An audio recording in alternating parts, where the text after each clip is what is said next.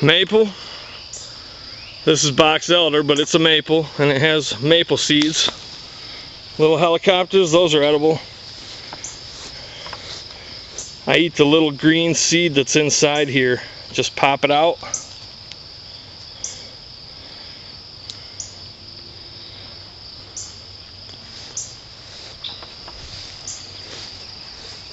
And eat it. Make sure there's no bugs on it. You can actually eat the whole thing if you want. Probably going to be a little bit stringy. Let's see if it is.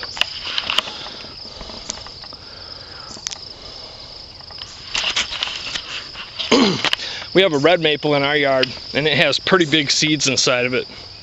And you could actually process them probably fairly quickly. The seeds pop right out with a little squeeze on the red maples.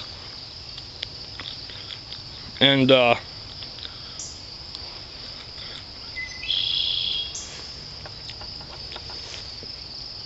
they actually taste pretty good. Kind of like, I hate comparing them to domesticated foods, but everybody ultimately wants to know what it tastes like. And for me to tell you it tastes like a maple seed, well, that's probably not very descriptive.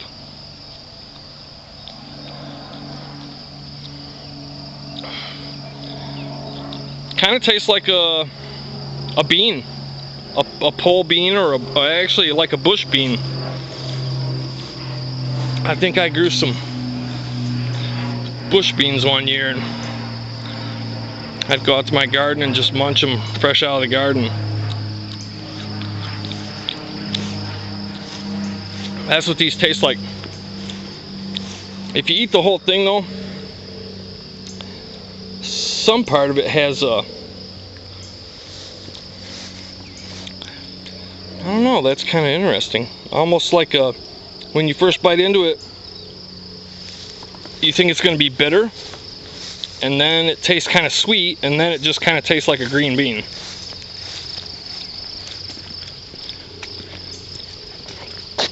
But you could eat and eat and eat on those, and you could harvest them like crazy. I'm sure they're full of nutrients. Generally, when you eat wild plants, it's the youngest, freshest growth that you harvest, like the berry or the nut or the seeds. I mean, like in the case of corn, you know, we don't eat the corn stalk, we eat the corn on the cob, and that's like the freshest, you know, that's where all the energy went. And that was what was growing really fast. It's those fast growing parts you want to eat. That's not 100% rule, that's just a generalization. This is garlic mustard after it's went to flower. The entire garlic mustard plant is edible. But you can see the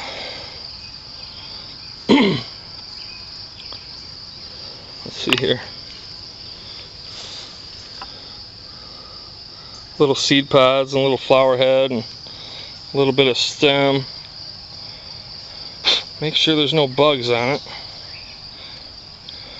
because there is a lot of bugs on them sometimes, you know, and you don't want to eat a little bee.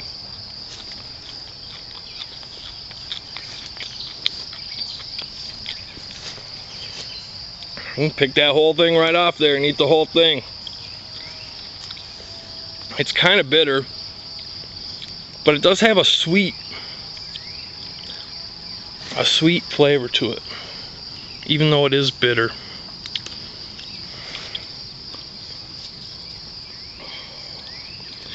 One of the newer top leaves. Not bad. Not great.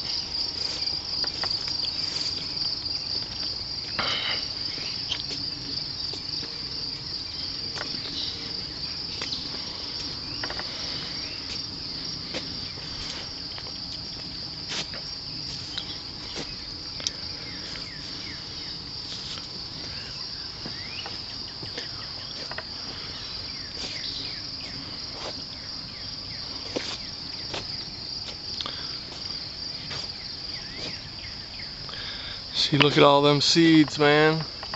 That's a handful right there. I went down to Ohio to the Maumee River walleye fishing 2 years ago, and there were some Oriental people that looked like they came straight over from, you know, China or Vietnam or wherever they came from, I don't know. And they were wearing you know, the farmer hat with the big brim, like you see them out in the rice paddies farming. I mean, they looked like they just came right off the boat from China or whatever, and not being racist or anything, but that's what it looked like. And they didn't speak no English, but the lady had some baskets, and she was gathering the maple seeds all along the river. And I mean, she must have had 50 pounds of maple seeds, and I'm like, what are they doing with these seeds? And I tried talking to her, but there could be some custom that they're not allowed to talk to guys, I don't know, but she wouldn't talk to me.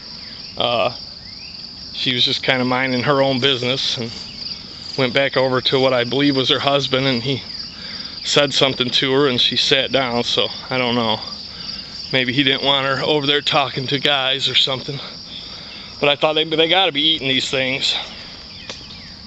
So when I got home, I looked online, and I did a search for maple seeds plus edible or something like that, or maple seed facts. And sure enough, maple seeds were eaten by native peoples, and probably by, you know, pioneers and stuff too. Make your maple syrup in the late winter and eat the maple seeds in the spring. The maple seeds come on real quick. They're one of the first things to green up, so it's probably a heck of a resource when you're going through a winter without refrigeration and you know, no way to store stuff like we do in these modern times. It was probably a heck of a treat to have something green and crispy, regardless of what it tasted like. Wintercress. Wintercress, or yellow rocket, I think some call it.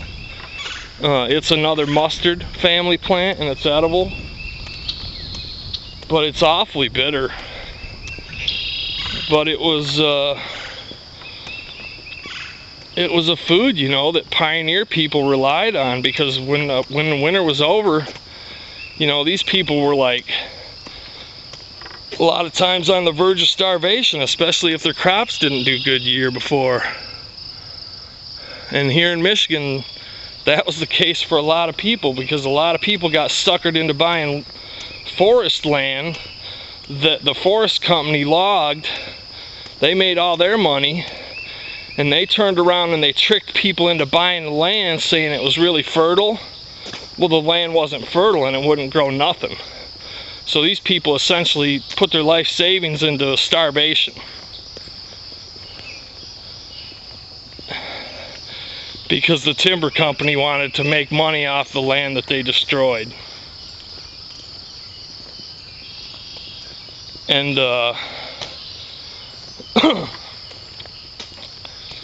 now those places are parks. I'm sure some have been developed, but I don't know, it's a trip.